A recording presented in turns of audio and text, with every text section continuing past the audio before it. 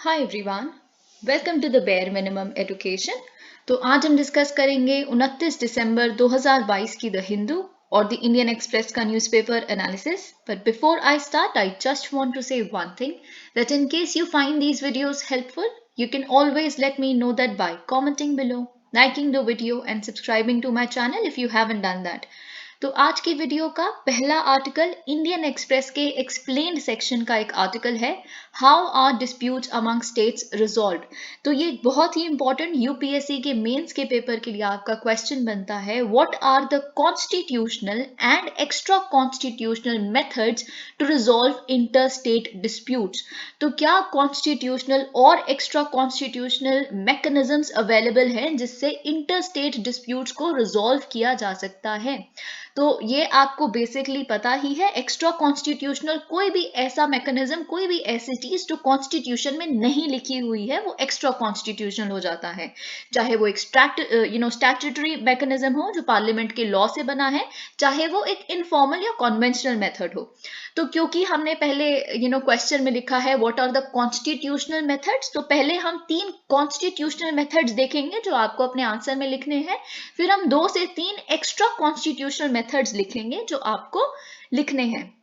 Okay, आप इसमें पहले मैप ड्रॉ कर सकते हैं क्योंकि आपको पता है हम मैप भी ऑलरेडी देख चुके हैं अपने पहले डिस्कशन में कि आप कैसे बेलगावी बनाएंगे कर्नाटका और महाराष्ट्र के बीच में। और भी बहुत सारे डिस्प्यूट्स हैं जो आप मैप के थ्रू डिपिक्ट कर सकते हैं, जो हमारे नॉर्थ ईस्टर्न सेक्टर में है। असम के जो डिस्प्यूट्स है मेघालय के साथ, मिजोरम के साथ, नागालैंड के साथ।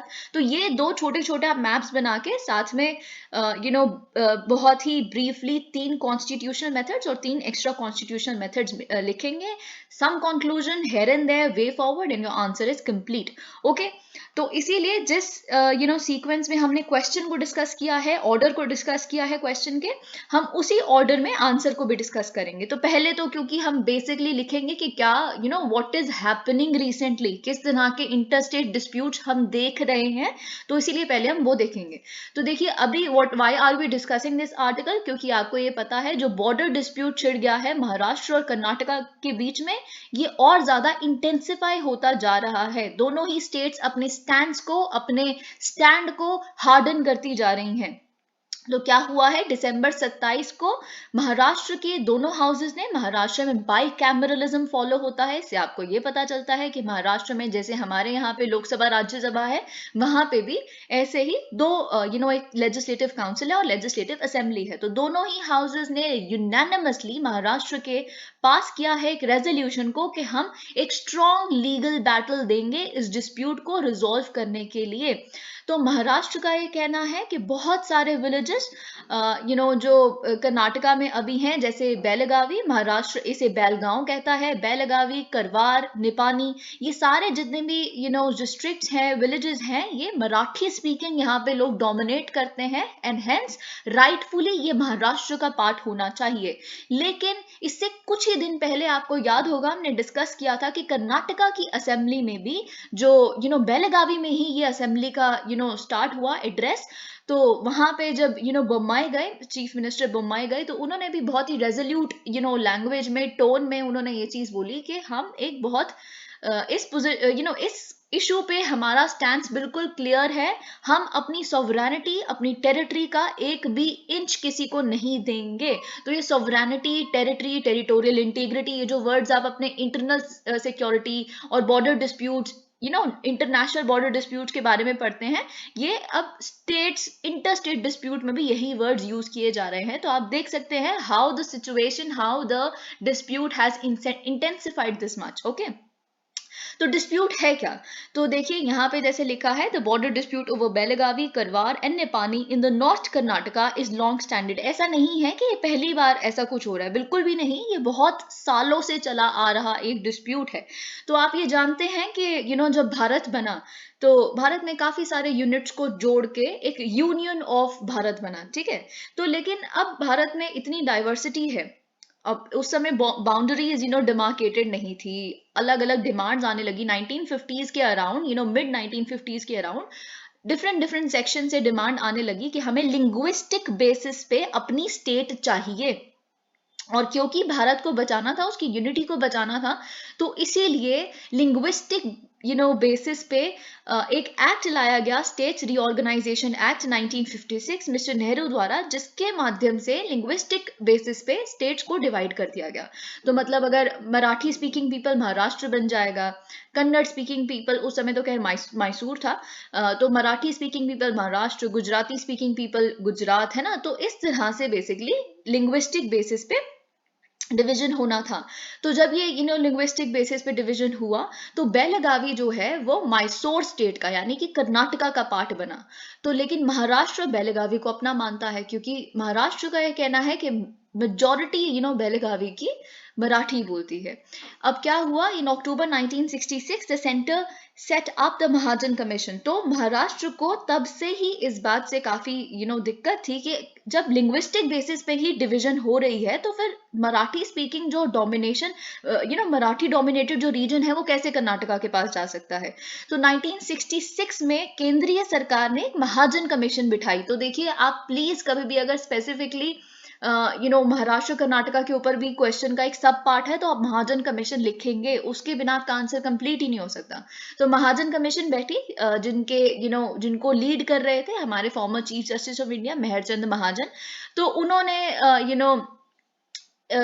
सारी चीज इन्वेस्टिगेट की, they sat and discuss things, और वो कंक्लूजन पे पहुंचे। कमीशन की रिकमेंडेशन ये थी कि बेलगांव और 247 विलेजेस वो कर्नाटका के साथ ही रहने चाहिए, they should remain with Karnataka. इसको छोड़ के उन्होंने कई कई डिस्ट्रिक्ट्स और कई कई विलेजेस ऐसे डिसाइड किए कि हाँ दिस बिलोंग्स टू महाराष्ट्र, ये महाराष्ट्र को आप दे दीजिए, लेकिन उसमें बेलगावी यानी कि बेलगांव नहीं था। ठीक है, लेकिन महाराष्ट्र ने ऑब्वियसली इस रिपोर्ट को रिजेक्ट किया और 2004 में सुप्रीम कोर्ट चले गए एक लीगल बैटल लड़ने के लिए, बेलगावी को क्लेम करने के लिए महाराष्ट्र। ओके तो आप देख सकते हैं ये जो डिस्प्यूट है ये कब से चला आ रहा है। तो अभी हमने ये देख लिया कि what is the dispute between Maharashtra and Karnataka over these villages. अब और भी कुछ कुछ इंटरस्टेट डिस्प्यूट्स हैं जो आपको पता है। तो अगर जब सरकार से एक रिप्लाई मांगा गया पार्लियामेंट में, तो पार्लियामेंट में सरकार ने रिप्लाई दिया कि जी हाँ बॉर्डर डिस्प्यूट्स भी अभी पेंडिंग है बहुत सारी जगहों पे, स्पेशली असम मेघालय, असम नागालैंड, असम मिजोरम, असम अरुणाचल प्रदेश, महाराष्ट्र कर्नाटका। तो ये चीज देखिए असम का क्या है, यहाँ पे बॉर्डर डिस्प्यूट क्यों है, इसकी कॉलोनियल लेगेसी है। कॉलोनियल लेगेसी इसीलिए है क्योंकि असम सबसे बड़ी स्टेट थी, राइट। असम में से ही नागालैंड निकला, मेघालय निकला। तो असम सबसे उसको एक बिग बुलिंग ब्रदर मानती हैं ये छोटी छोटी बाकी जो स्टेट्स हैं नॉर्थ ईस्ट हमारे सेक्टर की। तो कॉलोनियल लेगेसी कैसे है कि जब ब्रिटिशर्स थे, ब्रिटिशर्स अपने एम्पायर को एक्सपैंड कर रहे थे, तो फिर नॉर्थ ईस्ट भी गए वो, ठीक है। तो नॉर्थ ईस्ट में अपने उनको बस एडमिनिस्ट्रेटिव कन्वीनियंस के हिसाब से उन्हें लगा कि अच्छा इतने एरिया में हम एक एडमिनिस्ट्रेटर बिठा देंगे तो वो रूल करेगा। उन्होंने सिर्फ इतना जितना एक इंसान एडमिनिस्ट्रेटर रूल कर सकता है कंफर्टेबली एक रीजन को, उतने हिसाब से उन्होंने अपनी हिल्स डिसाइड कर लिया। अच्छा ये 6-7 हिल्स हैं, ये वाला एडमिनिस्ट्रेटर इसको देखेगा, दूसरा एडमिनिस्ट्रेटर ये 6-7 और हिल्स है वो उसे देखेगा, विदाउट इवन कंसिडरिंग कि उस हिल्स की क्या एथनिक डाइवर्सिटी है, या उस हिल में किस तरह की एथनिक कम्युनिटीज रहती हैं, कुछ भी डिसाइड किए बिना कौन सा लैंग्वेज बोला जाता है, कौन से ट्राइब्स हैं, उन्होंने अपनी एडमिनिस्ट्रेटिव कन्वीनियंस के हिसाब से रूल करना शुरू कर दिया। और वही फिर पोस्ट इंडिपेंडेंस टर्म्स में भी कैरी आउट हुआ। लेकिन ऑब्वियसली अब ये चीजें बहुत ज्यादा बॉर्डर डिस्प्यूट के फॉर्म में निकल के आ रही हैं।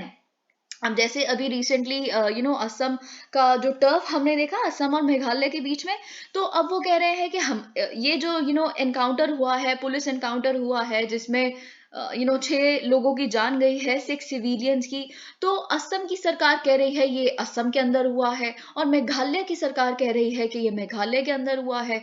तो मतलब जब दोनों ही कह रहे हैं कि हमारे स्टेट के अंदर हुआ, तो मतलब स्टेट की उस पर्टिकुलर जगह को लेके ही डिफरेंस है, दोनों के बीच में डिफरेंस ऑफ परसेप्शन है। क्योंकि मेघालय का ये कहना है वेस्ट गारो हिल्स का एक पार्ट है, और असम का ये कहना है कि हमारा डिस्ट्रिक्ट है ये। So that is how things have become very contentious between these two particular states. तो इसीलिए अब तो सीबीआई की इंक्वायरी बैठी है। लास्ट ईयर असम और मिजोरम के बीच में भी इस तरह का पुलिस एनकाउंटर हुआ था। तो अब हमने देख लिया किस तरह के डिस्प्यूट्स ऑलरेडी एग्जिस्ट करते हैं। तो आप क्या करेंगे, ये जो अभी हमने नॉर्थ ईस्ट का एक मैप बनाएंगे, और साथ ही में एक मैप बनाएंगे कर्नाटका और महाराष्ट्र के बीच में। अभी तक तो यही है, अगर आपके मेंस आने तक कुछ और आएगा तो हम जरूर उसे भी डिस्कस करेंगे। एक रिसेंटली एक और हमने बॉर्डर डिस्प्यूट डिस्कस किया था, जो तेलंगाना और आई थिंक महाराष्ट्र के बीच में था। तो उसमें भी बहुत सारे विलेजेस ऐसे हैं जो तेलंगाना को ज्वाइन करना चाहते हैं, क्योंकि बहुत सारी तेलंगाना की स्कीम्स ऐसी हैं जो उन्हें काफी अट्रैक्टिव लगती हैं, जैसे ऋतु बंधु, दलित बंधु, बहुत सारे ऐसे स्कीम्स हैं। तो ये एक छोटा सा और डिस्प्यूट है, अभी तो रिकॉग्नाइज नहीं है। हम होप करते हैं कि ये डिस्प्यूट में कन्वर्ट ना भी हो, अभी तो इट्स कूल ओनली। ओके, तो अब हमने ये देख लिया। अब हमारा क्वेश्चन का सेकेंड पार्ट क्या था कि कॉन्स्टिट्यूशनल मेथड्स कौन से हैं। तो अब हम कॉन्स्टिट्यूशनल मेथड्स पहले देखेंगे कि कैसे इंटरस्टेट डिस्प्यूट्स को रिजॉल्व किया जा सकता है। ओके, तो देखिए कॉन्स्टिट्यूशनल डिस्प्यूट में सबसे पहला जुडिशियल रिड्रेसल आता है। जुडिशियल रिड्रेसल कैसे आता है? Article 131, you will have to mention it. Okay, ये आपके प्रीलिम्स में भी आर्टिकल 131 आ सकता है। अगर 131 आया तो आपको ये बात पता होनी चाहिए कि आर्टिकल 131 ये कहता है कि सुप्रीम कोर्ट के पास both original and exclusionary jurisdiction है इस तरह के इंटरस्टेट डिस्प्यूट्स के ऊपर। ठीक है, तो ओरिजिनल जुरिस्डिक्शन का मतलब क्या होता है कि आपको जरूरी, यूजुअली क्या होता है कि आप पहले ट्रायल कोर्ट के पास, सबऑर्डिनेट जुडिशरी के पास जाएंगे, फिर आप अपील फाइल कर सकते हैं हाई कोर्ट में, फिर आप हाई कोर्ट से अपील फाइल कर सकते हैं सुप्रीम कोर्ट में। इसमें ऐसा नहीं है। अगर कोई इंटरस्टेट डिस्प्यूट है या सेंटर स्टेट डिस्प्यूट है तो आप क्या कर सकते हैं? ओरिजिनली डायरेक्टली सुप्रीम कोर्ट के पास जा सकते हैं। ठीक है, अब एक्सक्लूजनरी क्यों? एक्सक्लूजनरी इसीलिए क्योंकि आप सिर्फ सुप्रीम कोर्ट के पास ही जा सकते हैं। Interstate dispute, centre state dispute, state state dispute, ये high court, trial court, subordinate judiciary ये केसेस नहीं सुन सकता। तो both original and exclusionary jurisdiction है सुप्रीम कोर्ट के पास। तो आप ये लिखेंगे। तो जैसे यहाँ पे लिखा है किस तरह के डिस्प्यूट्स में ओरिजिनल और एक्सक्लूजनरी जुरिस्डिक्शन है सुप्रीम कोर्ट के पास। अगर कोई डिस्प्यूट है जो गवर्नमेंट ऑफ इंडिया या और एक या एक से ज्यादा स्टेट्स के बीच में है, या फिर एक डिस्प्यूट ऐसा है जिसमें गवर्नमेंट ऑफ इंडिया और उनके साथ में एक कोई और स्टेट या बहुत सारी स्टेट्स एक तरफ और बाकी कोई स्टेट और बहुत सारी स्टेट्स दूसरी तरफ, या फिर दो स्टेट्स के बीच में भी, दो या दो से ज्यादा स्टेट्स के बीच में भी कोई डिस्प्यूट है, तो भी सुप्रीम कोर्ट के पास ही जाएगा। Okay, if and in so far as the dispute involves any question whether law or fact on which the existence or extent of a legal right depends, provided that the said jurisdiction shall not extend to a dispute arising out of। अब देखिए यहाँ पे भी एक catch है। Catch क्या है? अगर प्रीलिम्स में क्वेश्चन आता है, ये प्रीलिम्स के पर्सपेक्टिव से लिए जो एक्सप्लेनेशन आपके लिए इंपॉर्टेंट है क्योंकि मेंस में तो ये सब लिखने की कोई जरूरत नहीं है। आप बस आर्टिकल 131 लिखे, ओरिजिनल और एक्सक्लूजनरी जुरिस्डिक्शन लिखे सुप्रीम कोर्ट की, और ये बस डिस्प्यूट्स का कैटेगरी लिख दें, बस खत्म। लेकिन अब प्रीलिम्स के पर्सपेक्टिव से आपको पता होना चाहिए कि इस तरह की सुप्रीम कोर्ट की जुरिस्डिक्शन उन केसेस में नहीं लाया करती, मतलब उस तरह के cases supreme court state centre, state disputes के केस में नहीं सुन सकती, जब वो डिस्प्यूट अराइज हो रहा है किसी इंटरनेशनल ट्रीटी की वजह से, किसी अग्रीमेंट की वजह से, कोई कॉवेनेंट हमने साइन किया है, कोई एंगेजमेंट ऑलरेडी एग्जिस्ट करती है, कुछ भी इस तरह का जो कॉन्स्टिट्यूशन के आने से पहले 1950 में कॉन्स्टिट्यूशन के एनफोर्समेंट से पहले साइन की गई थी, या कोई ट्रीटी जो उससे पहले एनफोर्स की गई थी। ठीक है, तो इस तरह के डिस्प्यूट्स में सुप्रीम कोर्ट की जुरिस्डिक्शन लाई नहीं करती। अब हमने नंबर 1 डिस्कस कर लिया जो आपका कॉन्स्टिट्यूशनल मेथड था। अब नंबर 2 कॉन्स्टिट्यूशनल मेथड क्या है? आर्टिकल 263। आर्टिकल 263 आपको मेंशन करना है। अब देखिए क्योंकि इतने सारे इंटरस्टेट डिस्प्यूट्स हो रहे हैं ना, तो क्या पता प्रीलिम्स में भी ये क्वेश्चन आ जाए। ठीक है, तो आपको ये पता होना चाहिए कि आर्टिकल 263 क्या कहता है। ओके, तो आर्टिकल 263 ये कहता है कि प्रेसिडेंट के पास ऐसी पावर्स हैं कि वो इंटरस्टेट काउंसिल को महज एक अपने रेजोल्यूशन से कॉन्स्टिट्यूट कर सकता है, so that it can resolve, जैसे कि इंटरस्टेट आपको पता ही चल रहा है, it can resolve dispute between states. Okay, तो ये लिखा है, और यहाँ पे ना ही केवल स्टेट्स के बीच में डिस्प्यूट सॉल्व हो सकते हैं, कोई भी पॉलिसी है जो केंद्रीय सरकार लेके आई है और उसे इम्प्लीमेंट करवाना है, लेकिन किसी स्टेट की तरफ से उसमें कुछ दिक्कत आ रही है, बहुत सारी, हर स्टेट अलग है, हर स्टेट की डाइवर्सिटी अलग है, हर स्टेट का टेरिटरी अलग है, कोई हिली स्टेट है, कोई प्लेटू स्टेट है, कोई प्लेन स्टेट है, तो बहुत सारी दिक्कतें हो सकती हैं। तो इस तरह की डिस्कशंस भी सेंटर के साथ भी स्टेट्स आके इस प्लेटफॉर्म पे कर सकती है। मैं एक और चीज आपको अपनी तरफ से यहाँ पे बताना चाहूंगी कि इंटरस्टेट काउंसिल को सबसे ज्यादा कम यूज किया गया, निग्लेक्ट किया जा रहा है आज तक, लेकिन जब कॉन्स्टिट्यूएंट असेंबली में इंटरस्टेट काउंसिल पे डिबेट हो रही थी, क्योंकि आपको पता है कि कॉन्स्टिट्यूएंट असेंबली जब बनी थी तो एक एक क्लॉज को उठा के, एक एक आर्टिकल को उठा के काफी लंबी लंबी डिस्कशंस चलती थी। ठीक है, तो जब इंटरस्टेट डिस्प्यूट और state state dispute, centre state dispute के बारे में बेसिकली जब बात की जा रही थी, तो ये डिस्कशन हुई कि सबसे ज्यादा बेस्ट तरीका क्या होगा इस तरह के डिस्प्यूट को सॉल्व करने के लिए, क्योंकि इतनी डाइवर्सिटी है। तो ये चीज तो सबको पता ही थी कॉन्स्टिट्यूशन मेकर्स को कि ऐसे डिस्प्यूट्स हो सकते हैं। तो तब कॉन्स्टिट्यूएंट असेंबली में यूनानिमसली सबका व्यू यही था, कंसेंसस था कि इंटरस्टेट काउंसिल सबसे बेस्ट प्लेटफॉर्म होगा जो इस तरह की डिस्प्यूट्स को सॉल्व करेगी। पर अलास अनफॉर्चुनेटली अभी तक इसका कोई ढंग के यूज हमने देखा ही नहीं। अभी भी बार बार सुप्रीम कोर्ट ही जाया जाता है ना। तो ये तो कहीं ना कहीं आप कह सकते हैं डिफंक्ट ही ऑलमोस्ट साबित हो गई। ऑल्दो हमारे कॉन्स्टिट्यूशन मेकर्स ने यही सोचा था कि सिर्फ एक प्रेसिडेंट के रेजोल्यूशन से जिस बॉडी को फॉर्म किया जा सकता है, जैसे ही डिस्प्यूट अराइज हुआ आपने फॉर्म कर दिया, तो कितना अच्छा होगा कि इसको यूटिलाइज किया जाए सबसे ऑप्टिमली। तो लेकिन ऐसा नहीं हो पाया। तो ये कुछ मेरी तरफ से जो आपको एक छोटी सी स्टोरी मुझे बतानी थी। अब यहाँ पे क्या लिखा है कि 1988 में सरकारिया कमीशन, तो देखिए हमेशा सेंटर स्टेट डिस्प्यूट्स हो, कोऑपरेटिव फेडरलिज्म हो, कंपेटिटिव फेडरलिज्म हो, कोई भी इस तरह का क्वेश्चन हो, सरकारिया कमीशन, पुंची कमीशन आपको लिखनी है। ठीक है, तो सरकारिया कमीशन ने 1988 में क्या कहा था? उन्होंने कहा था देखिए वैसे तो कॉन्स्टिट्यूशन ये कहता है कि एक रेजोल्यूशन के माध्यम से आप बना सकते हैं, प्रेसिडेंट बना सकते हैं ये बॉडी, पर आप इसे एक परमानेंट बॉडी बना दीजिए। जैसे नेशनल काउंसिल फॉर हम बाकी शेड्यूल्ड कास्ट की देखते हैं, या फिर national commission of scheduled caste या शेड्यूल्ड ट्राइब, इस तरह का एक परमानेंट बॉडी बना देनी चाहिए इंटरस्टेट काउंसिल को भी। ये सरकारिया कमीशन की एक रेकमेंडेशन थी। तो सरकारिया कमीशन की ही रेकमेंडेशन पे 1988 में उन्होंने रेकमेंडेशन दी, 1990 में फाइनली इंटरस्टेट काउंसिल को बनाया गया। तो आप देख सकते हैं 1990 तक सोचा ही नहीं गया। क्यों? डिस्प्यूट्स नहीं हुए होंगे तब तक, बहुत डिस्प्यूट्स थे, बहुत सारे। अरे डिस्प्यूट्स तो इतने सारे थे, वाटर डिस्प्यूट, ये डिस्प्यूट, क्योंकि सबसे बड़ा डिस्प्यूट तो यही है ना। तो ओके, अभी इस पे भी एक और हम थर्ड पॉइंट जो यहाँ नहीं लिखा, but you will take it from me, तो जो हम देखेंगे, तो 1990 में प्रेसिडेंशियल ऑर्डर के साथ basically interstate council came into existence. ठीक है, तो अब इंटरस्टेट काउंसिल क्या कर सकता है? ओके, तो इंटरस्टेट काउंसिल बेसिकली यहाँ पे इसके प्रोविजंस लिखे हैं। ये इंक्वायर कर सकता है, एडवाइस, तो एक रिकमेंडेटरी बॉडी है, तो एक वीकनेस तो इसकी भी ये है कि सिर्फ रिकमेंडेशन ही दे सकती है, मतलब कोई ऐसे एनफोर्स नहीं कर सकती चीज़ों को।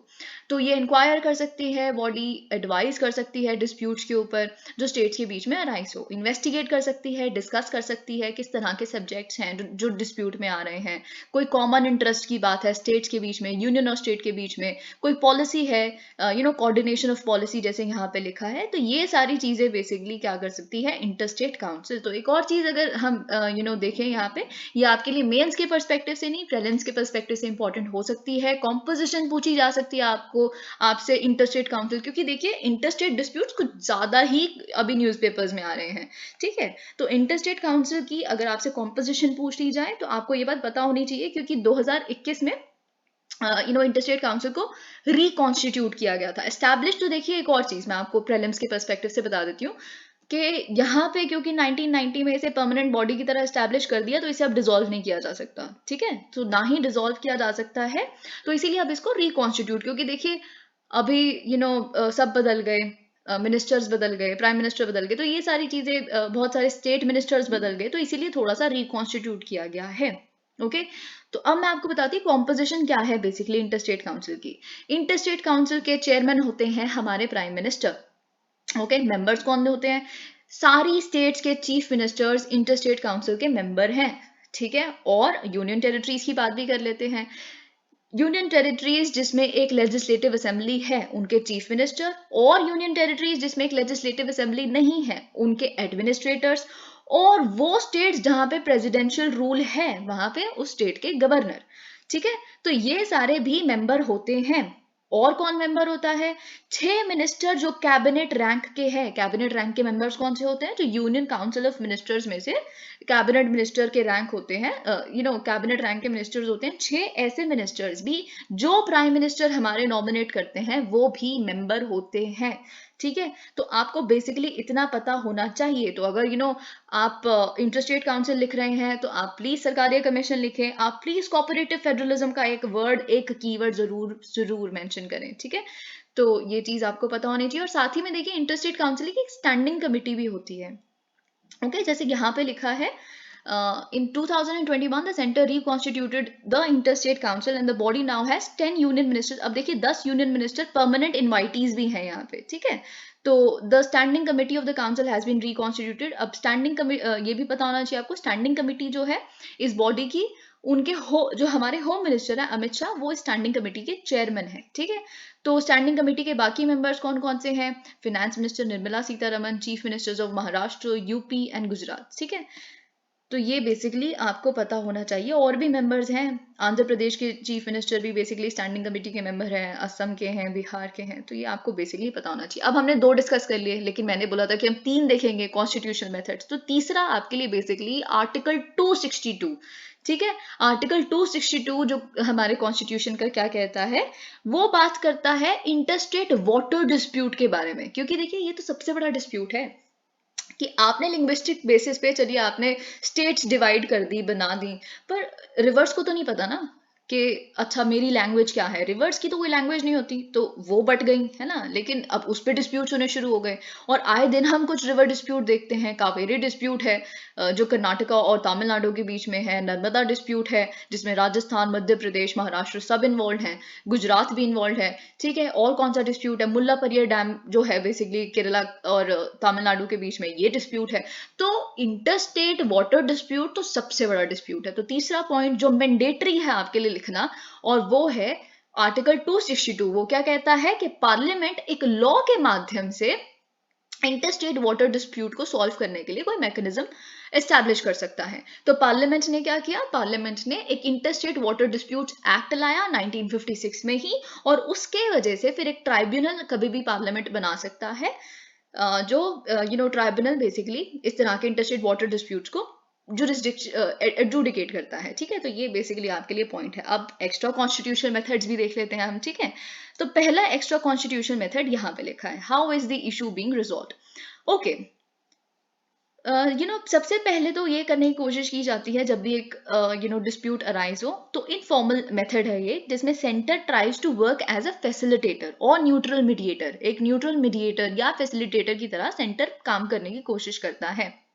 तो सेंटर ने कहा कि देखिए थोड़ा सा कॉम्प्रोमाइज आप कीजिए, I am taking an example, ठीक है। तो आप यही लिखेंगे, where centre acts as a facilitator और न्यूट्रल मीडिएटर। तो आगे हम देख रहे हैं, पॉइंट आपका कंप्लीट होगा अभी।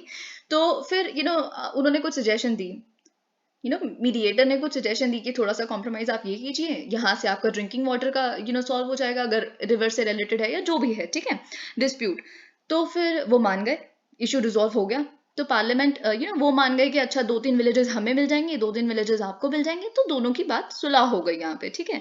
तो फिर जब सुलह हो गई, रेजोल्यूशन हो गया, तो पार्लियामेंट क्या कर सकता है? पार्लियामेंट तो एक लॉ लेके आ सकता है। स्टेट बाउंड्री को आर्टिकल 3 याद कीजिए, है ना, जो हम बार बार देख चुके हैं। आर्टिकल 3 के माध्यम से एक सिंपल मेजोरिटी से पार्लियामेंट क्या कर सकता है? स्टेट की बाउंड्रीज को ऑल्टर कर सकता है। और यही पार्लियामेंट ने लॉ बना के जो बिहार और उत्तर प्रदेश के बीच में, Bihar Uttar Pradesh alteration of boundaries act 1968, Haryana Uttar Pradesh alteration of boundaries act 1979, parliament यानी कि केंद्रीय सरकार अपना पार्ट यहाँ पे निभा चुके हैं। तो आप ये एग्जाम्पल्स के साथ नंबर 1 पॉइंट यहाँ पे लिख सकते हैं। अब मैंने आपको कहा था कम से कम 2-3 पॉइंट आपको लिखने हैं, तो दूसरा पॉइंट एक और जो आपके आपके लिए जोनल काउंसिल्स। अब जोनल काउंसिल्स भी हमने बहुत रिसेंटली डिस्कस किया था, आप याद करने की कोशिश कीजिए। Mamata Banerjee, chief minister of West Bengal, उन्होंने होस्ट किया था, अमित शाह जी वहां गए थे, हमने मीटिंग देखी थी, सब कुछ बातें देखी थी। तो वो क्या हुई थी? ईस्टर्न काउंसिल मीटिंग थी, है ना। तो जोनल काउंसिल क्या है? Zonal council extra constitutional method कैसे है? क्योंकि जो स्टेट रीऑर्गेनाइजेशन एक्ट जो है 1956 का, ठीक है, यही वाला जो एक्ट है, इसके तहत जोनल काउंसिल्स बनी थी। तो 5 जोन है भारत को, अगर आप डिवाइड करने की कोशिश करेंगे, 4 कोने तो आपको वैसे ही दिख गए, ठीक है, नॉर्थ, साउथ, ईस्ट, वेस्ट, एक बीच में आ जाता है सेंट्रल, ठीक है। तो ये 5 जोन्स हैं, और हर जोन के जो स्टेट्स भी उस जोन में आ रहे हैं वो उसके मेंबर होते हैं, उसके चीफ मिनिस्टर्स है ना, और होम मिनिस्टर तो होते ही हैं। तो उस प्लेटफॉर्म पे बेसिकली चीजें डिस्कस करी जाती हैं। तो ये आपके लिए एक और पॉइंट था, extra constitution. I hope you understood everything, and let's move on to next article. Okay, G20 delegates to be greeted with displays of their national animals cuisines. तो ये काफी इंटरेस्टिंग है, क्योंकि दिल्ली के अंदर क्या होने वाला है, न्यू दिल्ली म्यूनिसिपल काउंसिल के बजट 2023-24 में basically a waste to wonder park बनाया जा रहा है, जिसको G20 पार्क भी बोला जाएगा। तो इसमें क्या होगा, वेस्ट को ही यूज करके बेसिकली हर एक G20 के जो मेंबर हैं और जो इनवाइटी कंट्रीज हैं, जिसमें बांग्लादेश भी आता है, आप याद कीजिए मैंने आपको बताया था, तो सिंगापुर है, तो बाकी ये जो कंट्रीज हैं, इन सबके जितने भी नेशनल एनिमल्स हैं उनको वेस्ट को यूज करके, बैंगल्स वगैरह, टूटी हुई टाइल्स है ना, इससे बेसिकली बनाया जाएगा इनके नेशनल एनिमल्स को। ठीक है, तो ये बेसिकली पार्क में होगा, और ब्यूटिफिकेशन और इल्यूमिनेशन ऑफ रोड्स होगा, flyovers, art to heart themed sculptures and planting exotic flowers are among key initiatives and proposals presented. Okay, तो ये चीज आपको पता चल गई कि नेशनल एनिमल्स को डिपिक्ट किया जाएगा। ठीक है, क्योंकि समिट होने वाली है G20 की अगले साल 2023 में। Besides the G20 park, NDMC ने और क्या प्रपोज किया है कि एक फूड फेस्टिवल भी होस्ट किया जाएगा, जिसमें जितनी भी पार्टिसिपेटिंग कंट्रीज हैं उनके क्यूजीन्स को वहां पे रखा जाएगा। अब एक चीज बहुत इंपॉर्टेंट है आपके लिए यहाँ पे, क्योंकि प्राइम मिनिस्टर नरेंद्र मोदी ने काफी लाइफस्टाइल फॉर इन्वायरमेंट, लाइफ के बारे में बात की है, यूनाइटेड नेशंस पे इसको अपलोड किया गया है। ठीक है, तो ये बेसिकली उसी को मद्देनजर रखते हुए ये G20 पार्क को लाया जा रहा है। तो देखिए, मैं आपको बहुत बार बता चुकी हूँ कि अगर GS3 में या GS1 में, क्योंकि अब GS1 में भी इन्वायरमेंट के क्वेश्चन आते हैं, ठीक है, अगर कोई क्वेश्चन ऐसा आए कि जो इन्वायरमेंट को की प्रोटेक्शन या प्रिजर्वेशन का जो जिम्मा है वो सिर्फ नेशनल गवर्नमेंट्स का नहीं है, of course citizens can voluntarily play their own role, तो उसमें आप लाइफ इनिशिएटिव लिखेंगे ही लिखेंगे। तो यही हमारे प्राइम मिनिस्टर ने बोला भी था कि लाइफस्टाइल फॉर एनवायरमेंट, आप एनवायरमेंट को प्रिजर्व करने के लिए अपना लाइफस्टाइल कैसे चेंज कर सकते हैं। यू प्रोड्यूस कम से कम वेस्ट, है ना, या फिर आप सर्कुलर इकोनॉमी को अपनाइए। अगर आप कोई वेस्ट प्रोड्यूस भी कर रहे हैं तो अगर वो रिसाइकल हो सकता है तो करिए। तो इस तरह की चीजें जो G20 के इस पार्क में हमें देखने के लिए मिलेंगी, so it is a very good example for you life का। ठीक है, तो आई hope you got an example from here. अब जो नेक्स्ट आर्टिकल है, बेसिकली ये इतना इंपॉर्टेंट आर्टिकल नहीं है, बट जस्ट ऐसा कुछ हुआ है तो हमें डिस्कस करना है, और फर्स्ट पेज पे भी है। No injury mark blood on Russian tycoon says postmortem official. तो क्या हुआ है, आप ये जानते हैं कि पावेल एंटोफ एक काफी बड़े टाइकून है रशिया के, लेकिन he is a critic of Putin. ठीक है, तो इन्होंने जब स्पेशल मिलिट्री ऑपरेशन जिसे रशिया कहता है, जो यूक्रेन इन्वेजन हो रही है, जो कॉन्फ्लिक्ट हो रहा है, उसको काफी क्रिटिसाइज किया था ट्विटर पे और बहुत और जगहों पे, he has been a critic of Putin.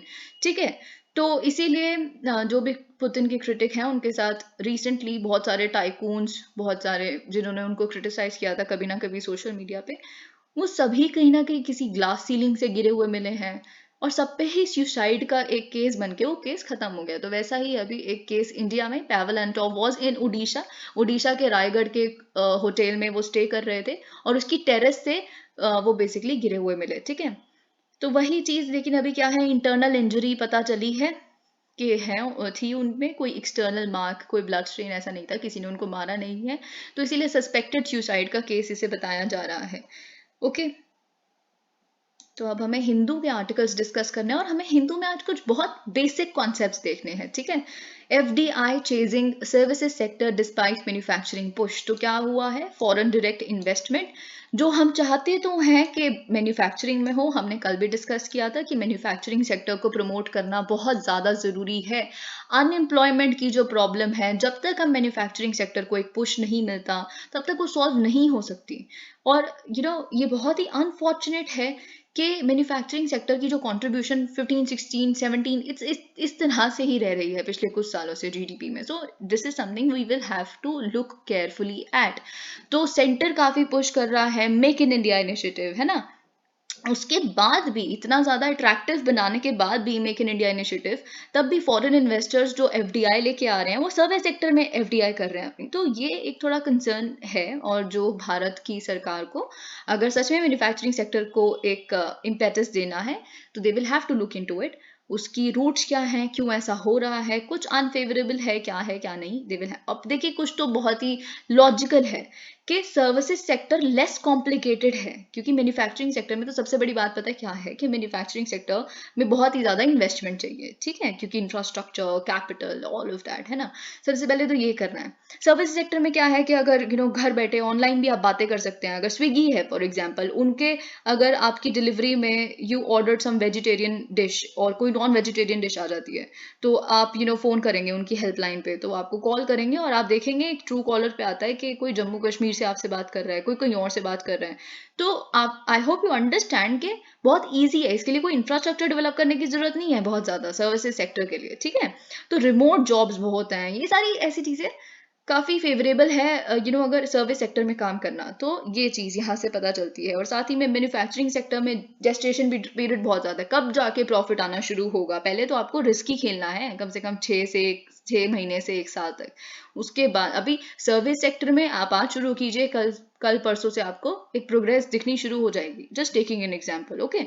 तो एक ये तो बहुत ही कॉमन रीज़न है कि भारत में एफडीआई मैन्युफैक्चरिंग सेक्टर में नहीं आ रहा, ठीक है। और जो आ भी रहा है मैन्युफैक्चरिंग सेक्टर में, वो ग्रीन फील्ड में नहीं आ रहा, ठीक है, ग्रीन फील्ड प्रोजेक्ट्स में नहीं आ रहा। ग्रीन फील्ड और ब्राउन फील्ड प्रोजेक्ट्स क्या होते हैं, तो मतलब ब्राउन फील्ड में आ रहा है, ग्रीन फील्ड में नहीं आ रहा।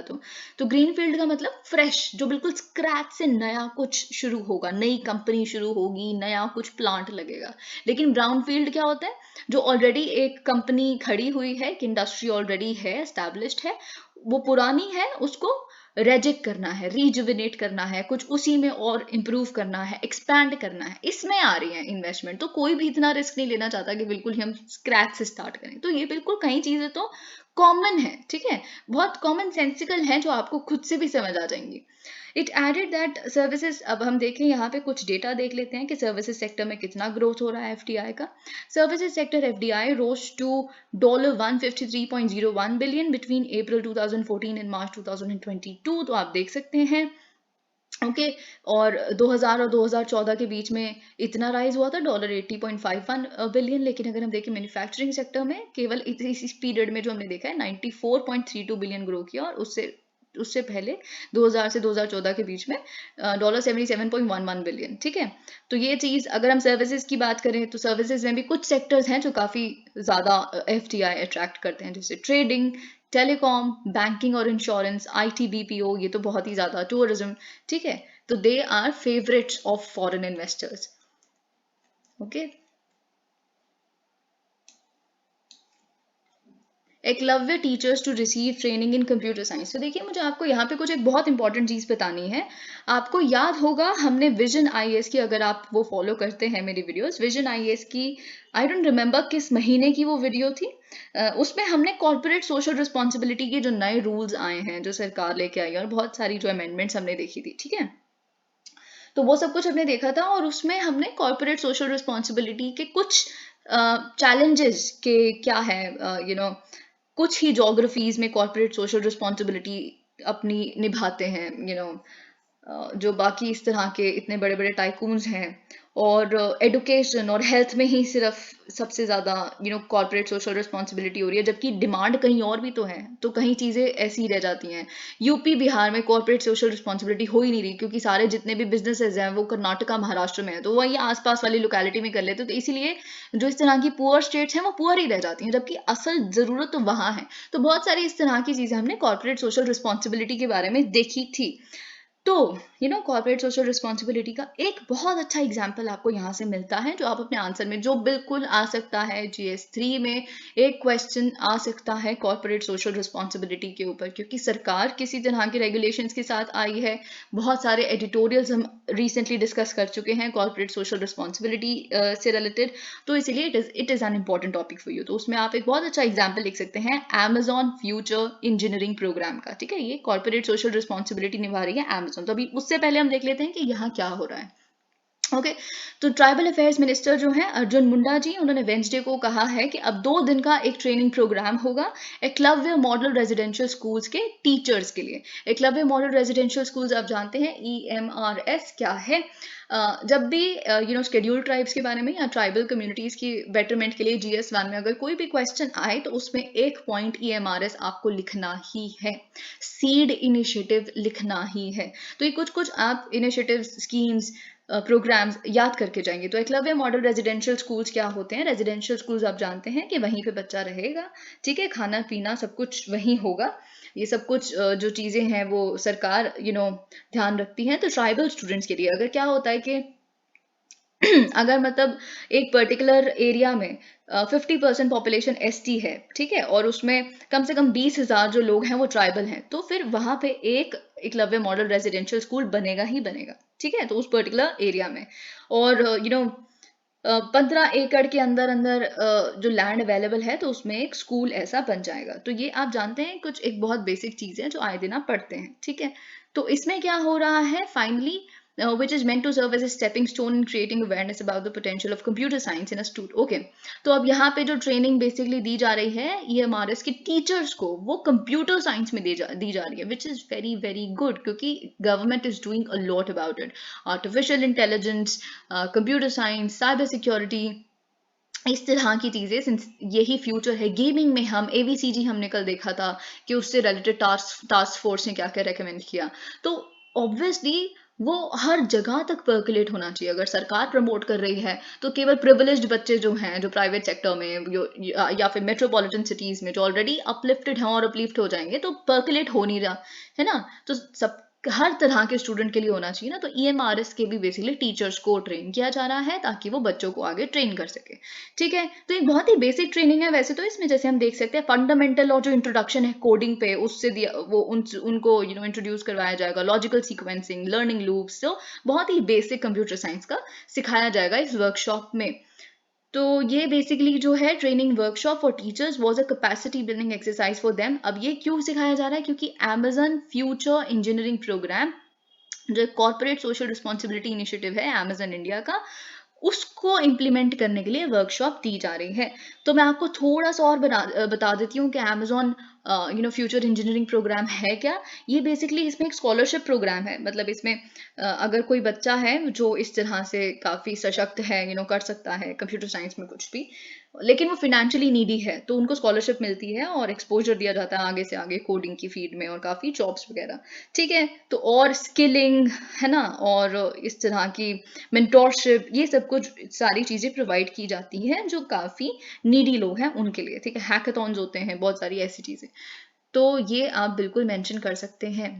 तो ये जो नेक्स्ट आर्टिकल है ये डेटा है इसमें बहुत ज़्यादा, after 2020 covid blip, road fatalities on the rise. तो ये हम क्यों डिस्कस कर रहे हैं? क्योंकि रोड फेटलिटीज पे एक क्वेश्चन आ सकता है, ऑल्दो ये नॉन कन्वेंशनल है, लेकिन बहुत सारी चीज़ें नॉन कन्वेंशनल होती हैं लेकिन आजकल आ रही हैं। जो आप UPSC के मेंस में क्वेश्चन देख रहे हैं, they are horrible, they are terrifying, क्योंकि इस तरह की चीज़ें जो आपको कहीं मैटर नहीं मिलेगा वो सब प्रिपेयर करने का। तो इसीलिए मेंस बहुत ज़्यादा डिफिकल्ट होता जा रहा है, चाहे वो कोई भी पेपर हो। ऐसा नहीं है कि सिर्फ एथिक्स ही मुश्किल हो रहा है, GS2 आसान आ रहा है या GS3 आसान आ रहा है, ऐसा कुछ भी नहीं है। हर पेपर डिफिकल्ट होता जा रहा है। तो अब क्यों हम डिस्कस कर रहे हैं रोड एक्सीडेंट्स के बारे में? क्योंकि हमने साइरस पूनावाला जी के बाद जो उनका एक्सीडेंट हुआ उसके बाद से काफ़ी हम मैप्स आए न्यूज़पेपर्स में कि कौन कौन से हॉटस्पॉट्स हैं इंडिया में, जहाँ पे रोड एक्सीडेंट्स और डेथ सबसे ज़्यादा हो रही हैं, तो वहाँ पे ध्यान देना चाहिए। देखिए कुछ ऐसे बहुत आप पैटर्न बना सकते हैं कि किस समय पे रोड एक्सीडेंट हो रहा है, तो वहाँ पे थोड़ा सचेत रहिए, पर्सनल वहाँ पे आप डिप्लॉय कर सकते हैं। बहुत सारी ऐसी चीज़ें हम डिस्कस कर चुके हैं, इसीलिए हम इस पर्टिकुलर आर्टिकल को आज डिस्कस करेंगे। Fatalities due to road accidents resumed. तो देखिए 2020 में तो ऑफकोर्स जब लॉकडाउन ही हुआ था तो इसीलिए जो रोड एक्सीडेंट्स हैं वो काफ़ी कम हो गए थे, पर उसके बाद से दोबारा road accident deaths increase by 1.9% इन 2019 की फिगर से अगर हम कंपेयर करें तो फाइनली 4 लाख के करीब हमने देखे हैं कि रोड एक्सीडेंट्स हुए हैं, जिसमें से 1 लाख लोगों की जान गई है। ओके, तो ये काफ़ी ज़्यादा, ये जो road accidents in India 2021 report है, तो आप इसको बिल्कुल मेंशन कर सकते हैं अपने आंसर की बिल्कुल बिगिनिंग में, चाहे वो एथिक्स में भी आता है, कोई केस स्टडी आती है, so you can mention this particular data. Okay, these translate into average of 1130 accidents and 422 deaths every day. Okay, and 47 accidents and 18 deaths every hour, so this is huge. तो इसमें से अगर हम थोड़ा सा और देखें, if we break it down, break the data down, तो इसमें जो यंग अडल्ट्स हैं 18 to 45 एज ग्रुप के, they accounted for 67.6% of victims during 2021.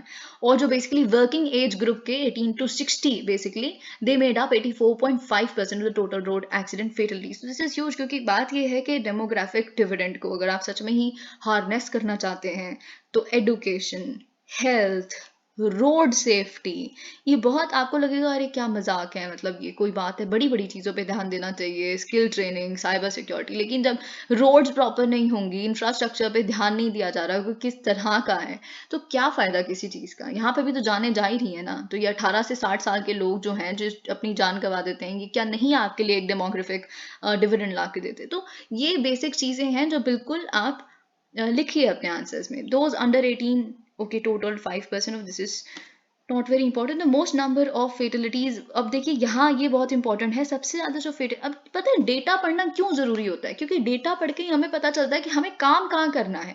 Okay, अगर मैं कह रही हूँ कि इस पर्टिकुलर स्टेट में से उत्तर प्रदेश में सबसे ज्यादा फेटलिटीज हो रही है, तो देखिए क्यों हो रही है ना. क्या पुल सही नहीं है, क्या कुछ ऐसे स्पॉट्स हैं जहाँ जिस वजह से ही वहां पे सबसे ज्यादा एक्सीडेंट्स हो रहे हैं. Just look into the things. Okay, तो वहां पे आपको तैनात रहना ज्यादा जरूरी है.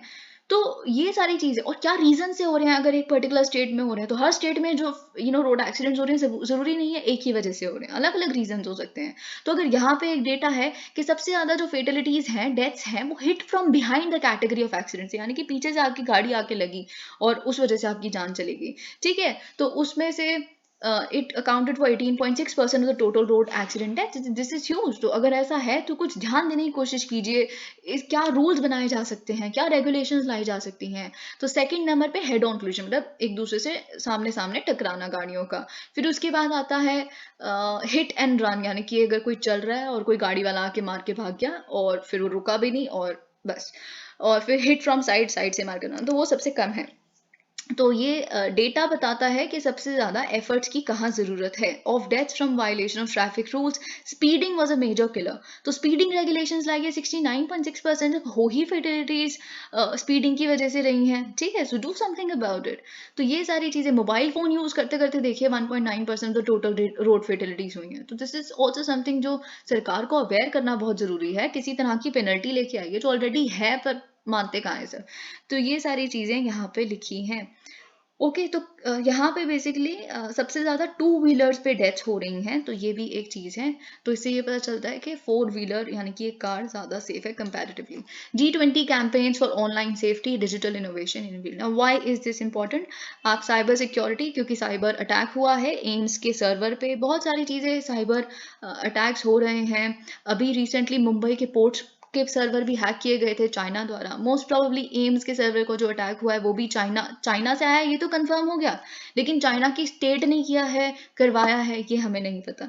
तो क्यों साइबर सिक्योरिटी, क्योंकि अब इतना ज़्यादा इंपॉर्टेंट हो चुका है. तो साइबर सिक्योरिटी में ये अब stay safe online campaign of G20 भी एक एग्जाम्पल लिख सकते हैं, क्योंकि G20 का कुछ ना कुछ अब पूरे साल चलता ही रहेगा. 200 से ज़्यादा मीटिंग्स होनी है. तो क्या उन 200 मीटिंग्स का क्या बेसिकली कोर है, किस टॉपिक पे हो रही है, वो टॉपिक्स जो मेन है वो आपके लिए इंपॉर्टेंट हो जाते हैं. ठीक है, तो अगर एक मेयर्स मीट होगी जो आपके खैर मेंस के बाद में होगी, वो तो मेयर्स मीट होगी, तो अर्बन लोकल बॉडीज आपके लिए एक बहुत बड़ा टॉपिक है जो आपको प्रिपेयर करना पड़ेगा. फिर उसके बाद एक आई थिंक न्यूट्रिशन पे होगी, तो global hunger index, nutrition, this that, ये सब कुछ आपको प्रिपेयर करना पड़ेगा. ठीक है, तो इसीलिए हम यहाँ देखते हैं साइबर सिक्योरिटी पे क्या हो रहा है. Inviting the world to make the use of India stack. India के जो APIs हैं, ओपन सोर्स सॉफ्टवेयर हैं या डिजिटल पब्लिक गुड्स हैं, आप उसे यूज कीजिए. हम इन्वाइट कर रहे हैं, भारत इन्वाइट कर रहा है G20 की पार्टिसिपेंट कंट्रीज को और इन्वाइटीज को कि आप आइए और इसको यूज कीजिए. और जो भी सोशल सेक्टर के कुछ कुछ इश्यूज हैं, प्रॉब्लम्स हैं, उसको सॉल्व करने के लिए अगर हमारे इंडिया स्टैक को कुछ यूज करके आप बना सकते हैं तो प्लीज बनाइए. Do something for the wellness of everybody. Okay, और ये basically and announcing that India would soon similarly open its telecom stack, union minister of electronics and information technology Ashwini Vaishnav on Wednesday launch the stay safe online campaign. और साथ ही में हमने क्या launch किया है, digital innovation alliance DIA programme. Okay, ये किसने लॉन्च किया है, G20 के जो शेरपा हैं अमिताभ कांत. ठीक है, तो ये बेसिकली होगा.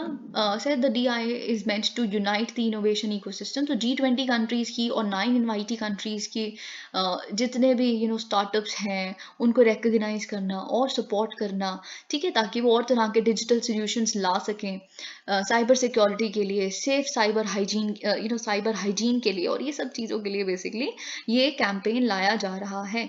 Okay, so the DIA program will have 174 startups from member countries with invitee countries sending in entries for digital solutions in 6 key sectors which will be showcased at a 3-day event जो बेंगलुरु में होगा अगस्त 2023 में. Okay, now this is very very important. As courts insist on triple test rule for OBC quota in polls, state governments push back. अगर by chance एक question, because UPSC loves to do this, वो ऐसे लिख देती है triple test. It is related to what? This term is associated with what? ठीक है, तो आपको ये पता होना चाहिए कि रिजर्वेशन से रिलेटेड है, वो भी लोकल बॉडीज की. ठीक है, तो अब क्या है हम डिस्कस करेंगे. As the clamor for a caste census grows across India, with several states looking to introduce reservation form. Okay, तो देखिए क्या अभी रिसेंटली हुआ है, इलाहाबाद के हाई कोर्ट ने बोला है कि जो बेसिकली उत्तर प्रदेश के अभी लोकल बॉडी के पोल्स होने वाले हैं उसमें OBC रिजर्वेशन नहीं होगी. ठीक है, तो उसके बिना ही आप कीजिए. तो ये बेसिकली अभी इससे पहले बिहार में भी हो चुका है. ठीक है, तो अब हम देखते हैं कि ऐसा क्या करना होता है कि अगर OBC रिजर्वेशन देनी है लोकल बॉडीज में, तो देखिए आप जब 73rd constitutional amendment act, 74th constitutional amendment act पढ़ते हैं तो उसको बड़ा ध्यान से पढ़िए. उसमें ये चीज लिखी हुई है कि OBC रिजर्वेशन ऑप्शनल होता है. ठीक है, विमेन रिजर्वेशन तो 33% देना ही देना है, SC ST तो होगा ही होगा, पर जो OBC रिजर्वेशन है स्टेट गवर्नमेंट पे डिपेंड करती है, वो एक लॉ के माध्यम से बेसिकली ये कर सकते हैं.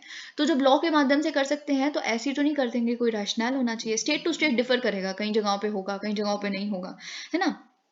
तो बेसिकली जुडिशरी ने बोला हुआ है कि अगर एक स्टेट गवर्नमेंट को OBC रिजर्वेशन देनी है लोकल बॉडी के पोल्स में तो उसको ट्रिपल टेस्ट को पास करना पड़ेगा. तो नंबर 1 क्या करना है आपको, पहले तो एक डेडिकेटेड कमीशन बिठानी है जो सारी इंपेरिकल एविडेंसेस, इन्वेस्टिगेशन वगैरह वो डेडिकेटेड कमीशन करेगी कि क्या बेसिकली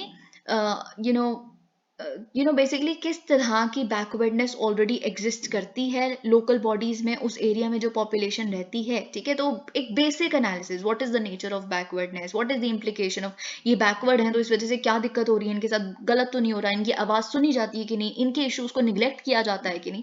ये बेसिक जो चीजें हैं उस लोकल बॉडी के एरिया में ये डेडिकेटेड कमीशन देखती है. दूसरी चीज क्या करनी है, ट्रिपल टेस्ट का दूसरा पार्ट क्या है, specify proportion of reservations required for political representation.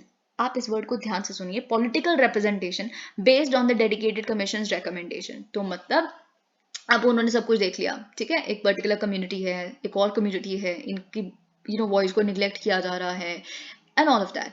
ठीक है, तो फिर वो डिसाइड करेंगे अच्छा कितनी रिजर्वेशन देनी है फिर इस तरह की कम्युनिटीज को. ठीक है, कितनी रिजर्वेशन देनी है, कितने प्रोपोर्शन में, ताकि इनको एक पॉलिटिकल आइडेंटिटी मिले.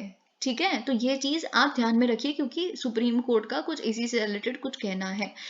तीसरा टेस्ट, ठीक है, ensure total reservations for scheduled caste, scheduled tribes और OBC groups do not exceed 50% of the number of total seats. जो जितनी भी टोटल सीट्स हैं उसमें से SC ST और OBC को टोटल मिला के 50%, यानी कि आधा तो मेरिट के बेसिस पे बेसिकली इलेक्शन लड़े जाने चाहिए.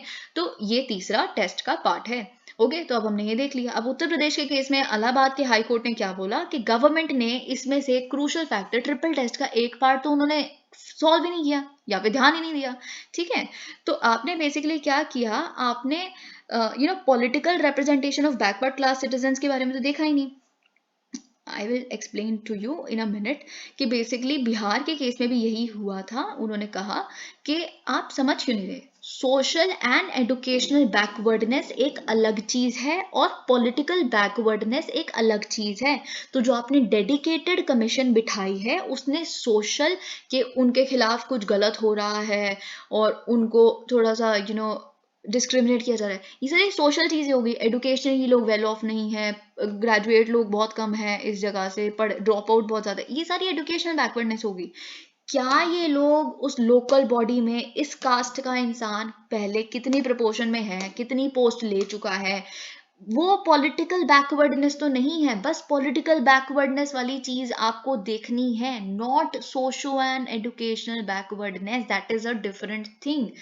आई होप यू अंडरस्टूड इट कि क्या इस पर्टिकुलर कास्ट का इंसान, इस पर्टिकुलर कास्ट को अभी तक पॉलिटिकल रिप्रेजेंटेशन मिली है म्यूनिसिपल बॉडी या फिर लोकल बॉडी के जितनी भी पोस्ट है उसमें। ठीक है, आज तक कभी गया ही नहीं कोई इस पर्टिकुलर कम्युनिटी से, कुछ बन ही नहीं पाया कुछ, फिर वो होती है पॉलिटिकल बैकवर्डनेस। तो वो देखना है डेडिकेटेड कमीशन को। ठीक है, तो यहाँ पे वो लैक किया है इस इलाहाबाद के केस में और बिहार के केस में भी। Delegated law should not travel beyond purview of parent act. तो पहले मैं आपको बताऊंगी कि सुप्रीम कोर्ट ने क्या कहा है और फिर मैं आपको बताऊंगी डेलीगेशन और डेवोल्यूशन में डिफरेंस क्या होता है। ये बेसिक चीजें अगर आपको नहीं पता होंगी ना तो आप इंटरव्यू में लटक जाएंगे, आपसे बहुत सारी ऐसी चीजें पूछी जाएंगी जो आपसे एक्सपेक्ट की जाती है कि ये बेसिक्स, तो आप बेसिक्स जो है आपके क्लियर हो, आपको कुछ ना याद हो कोई फर्क नहीं पड़ता।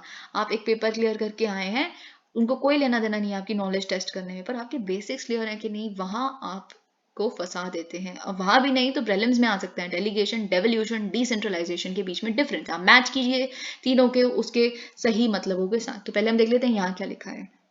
तो सुप्रीम कोर्ट ने कहा है कि देखिए, कोई भी सेंट्रल अथॉरिटी है या स्टेट अथॉरिटी है, आईएएस ऑफिसर्स हैं, सेक्रेटरीज हैं या जो भी हैं, ठीक है, तो वो रूल्स बनाते हैं, रेगुलेशंस बनाते हैं, पर वो जो रूल्स एंड रेगुलेशंस हैं वो एक पार्लियामेंट के बनाए हुए एक्ट को सप्लीमेंट करने के लिए होते हैं, ना कि सप्लांट करने के लिए। सप्लांट मतलब रिप्लेस करने के लिए या सुपरसीड करने के लिए। आप सप्लीमेंट कर सकते हैं। देखिए, एक लॉ जब बनता है, ये चीज मैं आपको बहुत बार बता चुकी हूँ, एक लॉ बनेगा जब, तो लॉ तो एक विजन होती है, लॉ में तो एम्स लिखे होते हैं, ऑब्जेक्टिव्स लिखे होते हैं, लॉ में उसको इम्प्लीमेंट कैसे करना है वो तो आप बनाएंगे, जो आईएएस ऑफिसर्स होते हैं वो बनाते हैं, है ना।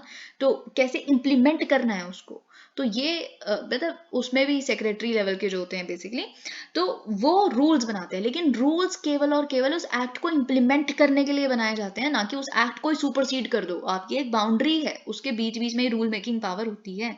तो अब ये चीज तो हमें पता थी, ये सुप्रीम कोर्ट ने बस रिइटरेट किया है, तो वैसे भी आपको मुझे लगता है पता ही होगा।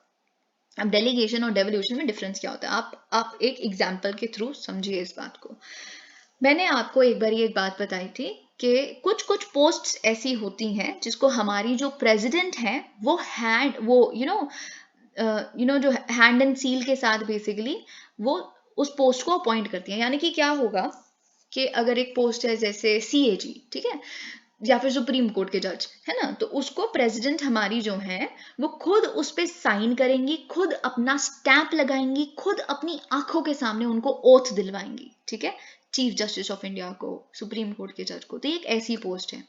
ठीक है, लेकिन अब एक आईएएस ऑफिसर है, ऑल इंडिया सर्विसेज एक ऑफिसर है, अपॉइंटिंग बॉडी तो उनकी भी प्रेसिडेंट ही है, लेकिन प्रेसिडेंट क्या करती हैं, अपनी पावर को डेलीगेट कर देती हैं अपने पर्सनल सेक्रेटरी को। वो बेसिकली जब अपॉइंटमेंट लेटर आता है एक आईएएस ऑफिसर के पास, उस लेटर पे उनके साइन होते हैं, पर्सनल सेक्रेटरी के। ठीक है, तो बेसिकली उससे क्या पता चलता है कि उन्होंने अपॉइंट किया है आपको, मतलब जो बेसिकली उनके सेक्रेटरी हैं उन्होंने प्रेसिडेंट के बिहाफ पे आपको अपॉइंट किया है, तो मतलब वो एक अथॉरिटी के बिहाफ पे काम कर रहे हैं। ये होता है डेलीगेशन। ठीक है, डेलीगेशन, रूल मेकिंग पावर, ये भी डेलीगेशन होता है कि आपको अपनी सीमा में रहना। आप कुछ भी नहीं हो, आप तो पार्लियामेंट ने एक लॉ बनाया है, आप बस उसको इम्प्लीमेंट कर रहे हो। आपने नहीं लॉ बनाया, आपको पॉलिसी मेकिंग का जिम्मा दिया भी नहीं हुआ, आपको बस रूल मेकिंग पावर दी है कि ये लॉ हमने आपको बता दिया, आप बताइए इसको कैसे अच्छे से फॉलो करना है, बस इतना। ये होता है डेलीगेशन। ठीक है, अब डेवोल्यूशन देखते हैं। डेवोल्यूशन क्या होता है, आप एक वर्ड पढ़ते हैं, एक क्वेश्चन है, अगर आप पास्ट ईयर पेपर्स मेंस के उठा के देखेंगे उसमें लिखा होता है कि Panchayati Raj institutions lack in the devolution of funds, functions and functionaries. ठीक है, तो डेवोल्यूशन का मतलब क्या होता है, देखिए जो एक ग्राम सभा है, एक पंचायत है, पंचायत के केस में उनको आपने पावर्स डिवॉल्व करनी होती है। तो जब आप 12th शेड्यूल उठा के देखेंगे ना 73rd कॉन्स्टिट्यूशनल अमेंडमेंट का, तो उसमें कुछ ऐसे बहुत सारे पावर्स लिखी हुई हैं, सैनिटेशन, वाटर, टैंक बिल्डिंग, ये सारी चीज़ें बहुत सारी लिखी हुई हैं। तो ये स्टेट गवर्नमेंट पे डिपेंड करता है कि इसमें से कौन सी पावर वो बेसिकली डिवॉल्व कर देंगे एक पंचायत को। जब उन्होंने डिवॉल्व कर दी तो उस पर लॉ कौन बनाएगा? अगर सैनिटेशन डिवॉल्व कर दिया फॉर एग्जाम्पल, तो लॉ फिर वो पंचायती राज ही बनाएंगे, पंचायती राज इंस्टीट्यूशन ही बनाएगा। तो लॉ मेकिंग पावर कंप्लीटली वो उन पे डिपेंड करता है। कोई डेलीगेशन किसी के बिहाफ पे काम नहीं कर रहे, वो उनका है। वो सेंट्रल स्टेट गवर्नमेंट के बिहाफ पे यहाँ पे काम नहीं कर रहे, वो डिसाइड करेंगे किस तरह का लॉ, कंप्लीटली स्क्रैच से। तो वो होता है डेवल्यूशन। जब फंड्स मिल जाते हैं स्टेट यानी कि सेंट्रल गवर्नमेंट से आया पैसा, फिर स्टेट गवर्नमेंट को आया, स्टेट गवर्नमेंट ने डिवॉल्व कर दिया फंड्स किसको? पंचायती राज इंस्टीट्यूशंस को। तो वो बेसिकली पंचायती राज इंस्टीट्यूशन उसको कहाँ खर्च करना चाहते हैं, क्या बिल्डिंग में खर्च करना चाहते हैं, जो उनको फंक्शन डिवॉल्व हुए हुए हैं उस कौन कौन से फंक्शंस पे लगाना चाहते हैं, वो कंप्लीटली उनका डिसीजन होगा। So there is a lot of difference between devolution and delegation. तो डेवल्यूशन एक स्टेप ऊपर आता है डेलीगेशन का। आप इसको पता है जब अपने इंटरनेट पे सर्च करेंगे डेलीगेशन और डेवल्यूशन के बीच में, पता नहीं, मुझे लगता है कि शायद आप और कंफ्यूज हो जाएंगे। तो आप क्वेश्चंस पढ़ते हैं, आप इधर उधर एग्जाम्पल्स देखिए, आपको खुद समझ आ जाएगा। ठीक है, it is not that difficult. Okay, तो अब हम ये आर्टिकल डिस्कस कर रहे हैं जो FAQ, no I think text and context section का एक आर्टिकल है। What is the proposal to ban the sale of single cigarettes. अब हम इसको डिस्कस क्यों कर रहे हैं? Because a lot about cancer, बहुत सारी चीज़ें हमने कैंसर के ऊपर डिस्कस की हैं। सर्वाइकल कैंसर की वैक्सीनेशन आ गई है जो 9 से 14 साल की स्टूडेंट्स को दी जाएगी, गर्ल स्टूडेंट्स को। और हमने क्या डिस्कस किया है? हमने ब्रेस्ट कैंसर के बारे में एक रिपोर्ट आई थी कि एक पब्लिक हेल्थ इमरजेंसीज को अभी तक सरकार ने डिस्कस डिक्लेयर नहीं किया है, जबकि सबसे ज़्यादा जाने वुमेन कैटेगरी में जा ही इस वजह से रही हैं। और हमने कैंसर के बारे में क्या डिस्कस किया है? हमने जो यूके की एक ल्यूकीमिया की पेशेंट थी, 13-year-old अलीसिया आई थिंक, उनके बारे में डिस्कस किया कि उनके केस में कैसे बेस एडिटिंग टेक्निक यूज़ करके। तो हमने बेस एडिटिंग टेक्निक बहुत ही डिटेल में डिस्कस की थी। What is base editing technique? ये क्रिस्पर कैस से भी एक लेवल ऊपर है। और हमने कैंसर के बारे में भी बहुत रिसेंटली बहुत सारी चीज़ें डिस्कस की हैं। इसीलिए बेसिकली कैंसर से रिलेटेड जो भी अभी आप देख रहे हैं, सी यू नेवर नो कि क्योंकि अब जो GS3 में complete biology, complete science, core science पूछी जाने लगी है, तो आपको कई चीज़ें पढ़नी पड़ेंगी। ठीक है, तो इसीलिए हम इस आर्टिकल को डिस्कस कर रहे हैं। The story so far. Okay, the parliamentary standing committee on health and family. Okay, अब इन्होंने देखिए पार्लियामेंट्री स्टैंडिंग कमेटी जो है हेल्थ और फैमिली वेलफेयर की, उन्होंने अपनी लेटेस्ट रिपोर्ट में about cancer management, prevention and diagnosis recommend किया है कि सरकार क्या करे, एक बैन लगा दे सिंगल स्टिक्स ऑफ सिगरेट्स की सेल पे। यानी कि सिगरेट का डब्बा ही मिलेगा, पैक ही मिलेगा, आप एक एक सिंगल सिंगल सिगरेट नहीं ले सकते। ठीक है, तो ये तो बिल्कुल कॉमन सेंसिकल है ना। जब सिंगल सिंगल सिगरेट तो सस्ती मिलती है तो कोई भी खरीद सकता है। अब पूरी डिब्बी, पूरा बैग पैक जो होगा वो खरीदने में मतलब आप काफ़ी महंगा है, उसको नहीं ले पाएंगे, यूथ भी नहीं ले पाएगा, क्योंकि जितनी पॉकेट मनी मिली है उस सिगरेट पे तो खर्च कर नहीं देंगे। तो इसीलिए सिंगल स्टिक को अगर हम बैन कर देंगे, उसकी सेल को थोड़ा इंसेंटिवाइज कर देंगे इसके कंजम्पशन में सिगरेट की। ठीक है, it also recommended that the government increase, और साथ ही में सरकार क्या करे, सरकार टैक्सेस बढ़ा दे सारे तरह के टोबैको प्रोडक्ट्स पे। और हम एक और चीज़ जो मैं आपको बताना भूल गई, और हम क्यों डिस्कस कर रहे हैं इस आर्टिकल को, आपको याद होगा हमने सैरोगेट एडवर्टाइजमेंट के बारे में बात की थी, वो भी इसी कॉन्टेक्स्ट में बात की थी। सैरोगेट एडवर्टाइजमेंट क्या होती है?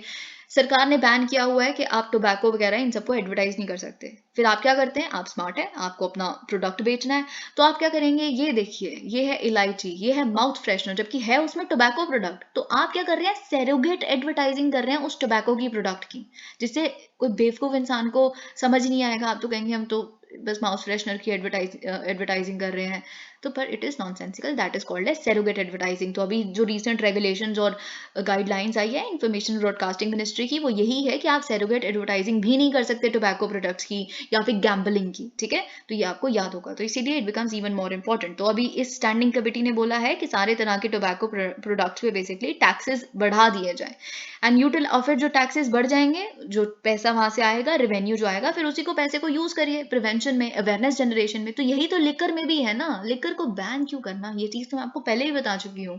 एक सिंपल इकोनॉमिक रैशनल है, लिकर पे ज्यादा टैक्स लगाइए, it is a win win situation, सरकार के लिए भी और लोगों के लिए भी, लोगों की भी मुक्ति हो जाती है लिकर की एडिक्शन से। तो आप ज़्यादा टैक्स लेंगे तो सारे लोग उसको खरीद नहीं पाएंगे, पर कई लोग जो खरीदेंगे ही खरीदेंगे क्योंकि इनइलास्टिक गुड है लिकर। तो जो रेवेन्यू सरकार के पास आएगा उसको फिर और अवेयरनेस जनरेशन में लगाइए, तो एक लूप बन जाता है। तो वही टोबैको में भी ज़्यादा टैक्स दीजिए, जो रेवेन्यू आएगा उसको अवेयरनेस जनरेशन में लगाइए टोबैको के खिलाफ ही, ठीक है।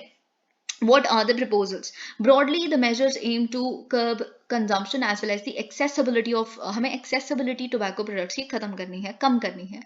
रिपोर्ट मेंशन करता है नेशनल हेल्थ पॉलिसी 2017 की एंडेवर को, कि हमें नेशनल हेल्थ पॉलिसी बेसिकली क्या चाहती है, वो करंट टोबैको यूज को 30% से कम करना चाहती है 2025 तक, ठीक है। तो आप ये मेंशन कर सकते हैं। And says it is imperative that the government take effective measures to contain the sale of tobacco products. To this effect, it recommends that the government prohibit the sale of, ये सब कुछ हम discuss कर चुके हैं। साथ ही में और क्या इन्होंने रिकमेंडेशन दी है कि डेजिग्नेटेड स्मोकिंग एरियाज जो हैं एयरपोर्ट्स में, होटल्स में, रेस्टोरेंट्स में, तो इसको भी बेसिकली रिड्यूस करिए, अबॉलिशन कीजिए, बेसिकली रिड्यूस भी नहीं। तो ये सारी चीज़ें यहाँ पे लिखी है। In addition to encouraging a smoke-free policy in organizations, the committee also found that India has a low. अब देखिए ये बहुत इंटरेस्टिंग है कि इंडिया में सबसे कम प्राइसेस हैं टोबैको प्रोडक्ट्स के, तो इसीलिए आप टैक्सेस बढ़ाइए ना। These measures flow from the observation. अब देखिए साथ ही में ये बहुत इंपॉर्टेंट है क्योंकि जो ओरल कैंसर है, इट कॉन्स्टिट्यूट्स और accounts for the highest proportion of cancer cases in the country.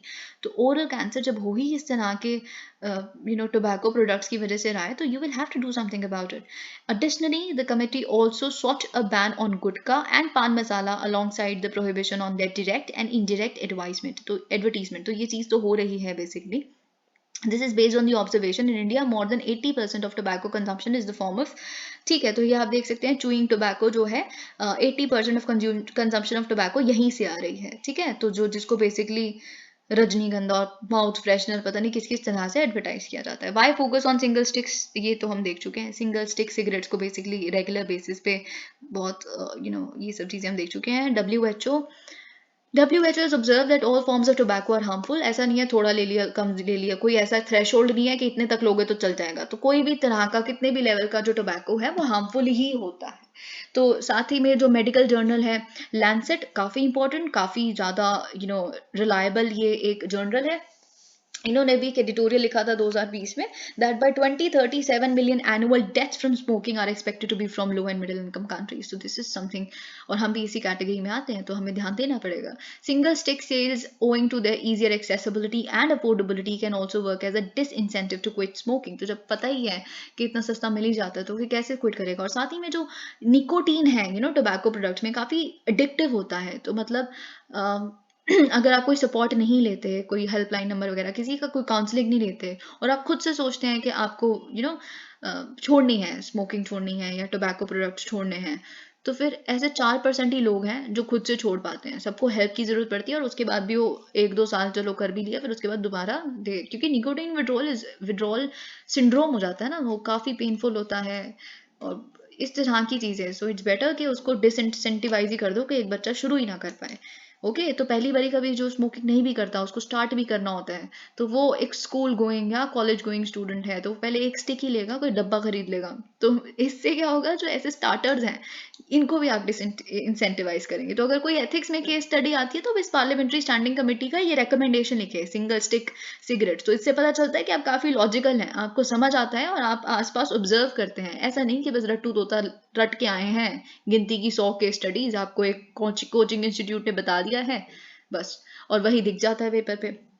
18 deaths due to syrup made by Indian firm, says Uzbekistan ministry. Now, why is this important? Because India aims to become the pharma hub of this world. पर ये जब इस तरह के cases आएंगे India made syrups, India made medicine के खिलाफ, तो ये हमारी जो इमेज है बाकी कंट्रीज में काफ़ी डिटोरिएट होगी। और अभी रिसेंटली गैम्बिया में जो 63 बच्चों की डेथ्स हुई हैं उसके बाद से तो और हम सेंसिटिव हो गए हैं इस इशू को लेके। लेकिन अभी उज़्बेकिस्तान से भी इस तरह की एक रिपोर्ट आई है। Health ministry of Uzbekistan on Tuesday को उन्होंने कहा है कि 18 बच्चों की जिनको एक्यूट रेस्पिरेटरी डिसीज थी उनकी जान चली गई है from taking excessive dose of a cough syrup Doc 1 Max. तो ये मैन्युफैक्चर कहाँ होता है, मेरियन बायोटेक एक इंडियन फर्म है वो इसको मैन्युफैक्चर करती है। तो देखिए एक्सेसिव अमाउंट में लिया गया है इस कफ सिरप को बच्चों द्वारा, अब देखिए क्या है ये चीज़, आपको याद होगा जब गैम्बिया का केस आया था तो हमने बहुत डिटेल में डिस्कस किया था कि जब हमें कॉस्ट कटिंग करनी होती है ना, मैं फार्मा फर्म हूँ, ठीक है, और मेरे को कॉस्ट कटिंग करनी है, सस्ता बनाना है अपना, तो मैं क्या कर सकती हूँ, एक होती है इथाइलिन ग्लाइकोल, उसमें डाल के बेसिकली उसको सस्ता बनाया जा सकता है, ठीक है। तो इथाइलिन ग्लाइकोल से क्या होता है, इंडस्ट्रियल ग्रेड का, वो भी कंजम्पशन वाले ग्रेड का भी, तो जिससे जाने जा सकती है, और गैम्बिया के केस में बेसिकली यही हुआ था। तो इथाइलिन ग्लाइकोल इसमें मिला है। तो देखिए अगर क्वेश्चन ये आता है, क्योंकि ये भी एक बहुत प्रेवलेंट बात है ना, कॉमन बात है, अगर प्रीलिम्स में क्वेश्चन आ जाता है, due to the presence of which particular chemical recently in cough syrups we have seen इस तरह के कॉम्प्लिकेशंस, तो है ना, उसमें थाइलिन ग्लाइकोल है, कोई और दो चार और लिखे हुए हैं वहाँ पे केमिकल्स, तो आप सोचेंगे केमिस्ट्री कहाँ से आ गई। और यूपीएससी तो बस एक सिंपल सी बात है जो रोज डिबेट में चल रही है, इतने लगातार गैम्बिया वाला केस भी चला और आपको इथाइलिन ग्लाइकोल याद नहीं है, तो बस यूपीएससी इतना ही चाहता है कि आप एटलीस्ट ये बेसिक बेसिक बातें, जो मेजर मेजर इशूज हैं, एटलीस्ट वो तो ध्यान में रखें, ठीक है। This comes days after parliamentary panel in the Gambia found unacceptable levels of diethylene glycol and ethylene glycol in cough syrups, जो किसने बनाया था, हरियाणा के मेडन फार्मा, सोनीपत की एक कंपनी थी, इनका तो लाइसेंस रद्द कर दिया गया है। ओके, तो ये बेसिकली अब भारत ने कहा है, हम अवेयर हैं कि उज़्बेकिस्तान में क्या हुआ, लेकिन अभी हम कमेंट नहीं कर सकते। तो ये फाइनली यहाँ पे देखने के लिए मिला है। Alright, okay. 8 killed in stampede at TDB president's meeting, तो क्या हुआ है, ये मैं क्यों डिस्कस कर रही हूँ, आप सोचेंगे कि this is not even important, तो first I will read it and then I will tell you why am I discussing it. देखिए तेलुगु देशम पार्टी जो है, जिनके प्रेसिडेंट एन चंद्रबाबू नायडू जी, वो एक पब्लिक मीटिंग के लिए बेसिकली गए थे आंध्र प्रदेश में, तो वहां पे 8 लोगों की जान गई after slipping and falling into a drain in a stampede at the overcrowded venue. देखिए जो हमारी डिजास्टर है ना, डिजास्टर की जो हमारी डेफिनेशन है ना, वो बहुत ही नैरो है, मुझे ऐसा लगता है। और अगर आप इस तरह से सोच के देखें और अपने आंसर को और कॉम्प्रिहेंसिव बनाना चाहते हैं, तो आप जरूर इस तरह से सोच के देखिए। डिजास्टर जो है, हम समझते हैं फ्लड्स या फिर लैंडस्लाइड्स, ये डिजास्टर है, और इससे बचाने के लिए मैपिंग होनी चाहिए, ये होना चाहिए, mitigation, adaptation and all of that, fine, yes they are disasters, पर ये भी तो डिजास्टर है, जो लोकलाइज्ड डिजास्टर्स होते हैं वो तो डिजास्टर ही होते हैं। 8 लोगों की इसमें जान चली गई। अभी एक स्पोर्ट्स स्टेडियम में पता नहीं, आई थिंक 154 से भी ज्यादा लोगों की जान चली गई, जस्ट बिकॉज क्या था, उस स्टेडियम में से निकलने के लिए एक ही एग्जिट गेट था। तो आपको याद होगा जब हमने विजन आईएएस की मैगजीन में डिस्कस किया स्पोर्ट्स वाला सेक्टर, क्योंकि फीफा ने हम पे बैन लगा दिया था, तो हमें स्पोर्ट्स एडमिनिस्ट्रेशन के बारे में काफ़ी डिस्कस किया, तो मैंने आपको कहा था एक स्पोर्ट्स डिजास्टर स्ट्रैटेजी भी आनी चाहिए, क्योंकि स्टेडियम में इतने भावुक हो जाते हैं जो फैन होते हैं, फिर वो एक दूसरे को मारने लग पड़ते हैं। इस तरह के केसेस आ रहे हैं, केरला में मेसी के उसने सपोर्टर ने किसी और को मार दिया। तो ये स्टेडियम में जो हो रहे हैं, या इस तरह की स्टैम्पीड्स हो रहे हैं, just because stadium properly constructed नहीं है, वहां पे एक ही निकलने का जरिया है। So this thing also should be accounted for. Thank you so much, please like the video.